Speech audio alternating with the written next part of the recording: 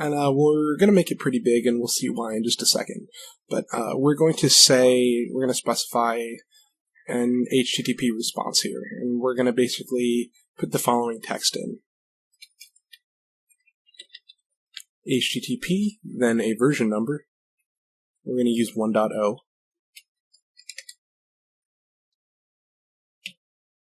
Or let's use 1.1 here. We specify it after the slash. And then 200, and then OK. So this is just basically like a response header that lets the client or any particular client know the response for the resource that we've requested is OK, and we're going to return the data that we requested in the body of this particular response. And then we need to end that with some new line characters so that it's formatted properly.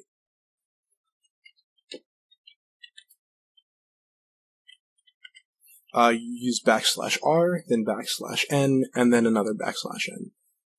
And after that, this is where we're going to put the data of the actual HTML file.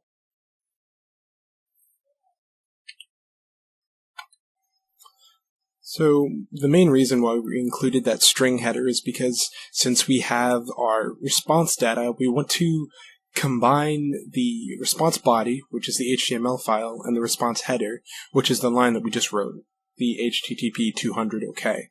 So we'll use the strcat function. It basically will concatenate the two strings, add them together, so we get one string that contains the entire response body, both the header and the actual data of the file that we're supposed to be serving.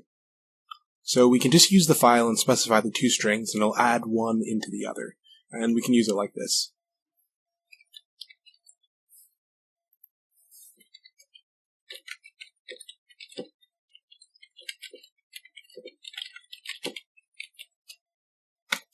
So I've added the data from the response data string into the HTTP header, so that's why it's so large. It can now contain the data from both the header and anything that was in the index.html file.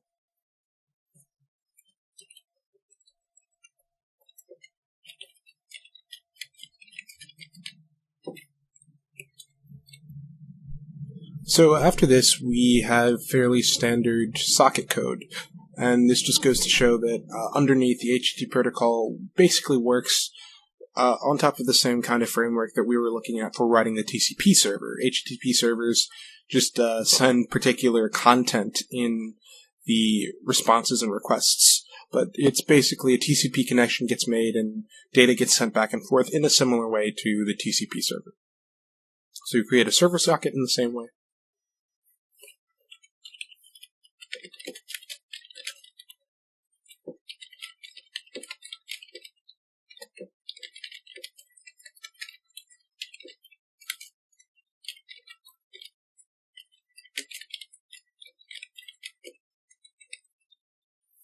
Still the same parameters as the TCP server information. We create a server socket with the socket function call, specify internet domain, and a stream socket for TCP, and no additional flags. Then we define the address again with that sock address in structure.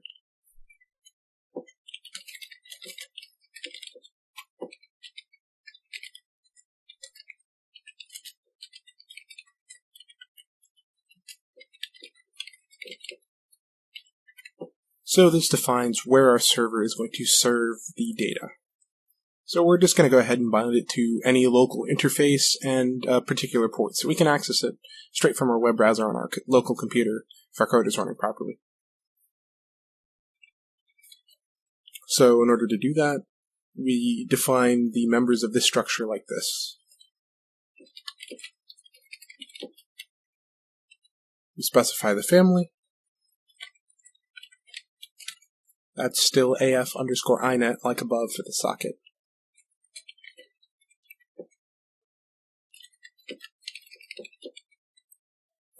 We specify the port next.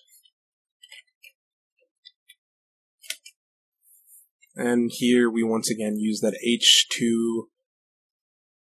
h2ns function to convert the port number to the right format for this particular structure. I'm going to use 8001 here for this example.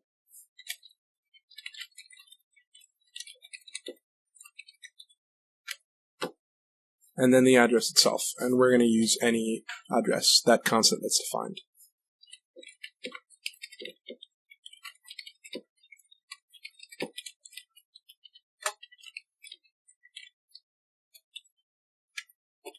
Once we have the address defined, we can bind our socket to a port using the bind function call like before.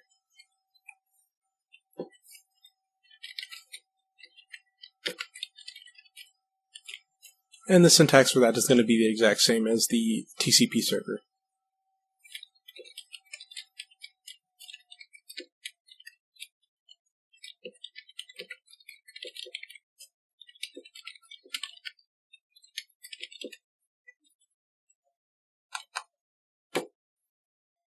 And then from here, things are mostly the same. We listen for connections on that socket again.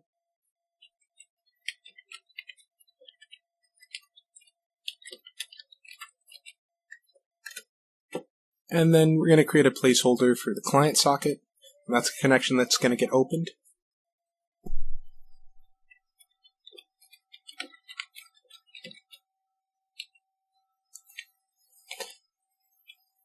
So the next part of the code we're going to wrap in an infinite while loop, because this is the part that we want to happen forever. We want the server to continue serving and responding to requests. So we create a while loop.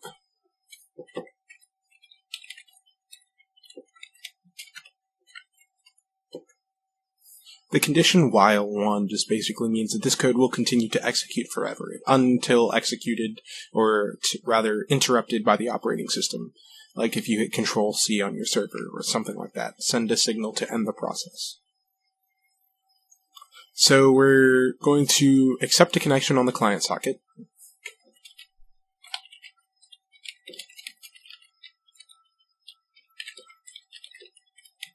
And we're not going to store the address, so the parameters for accept are going to stay null and null.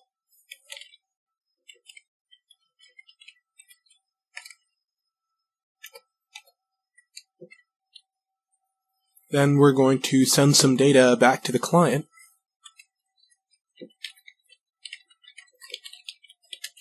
We're going to send the HTTP header since that contains our entire response now.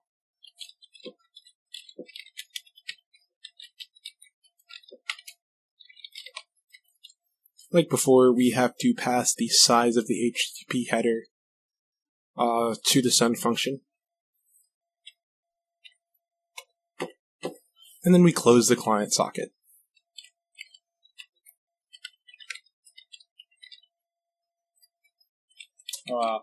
Send also takes a flags parameter that we're going to set to 0.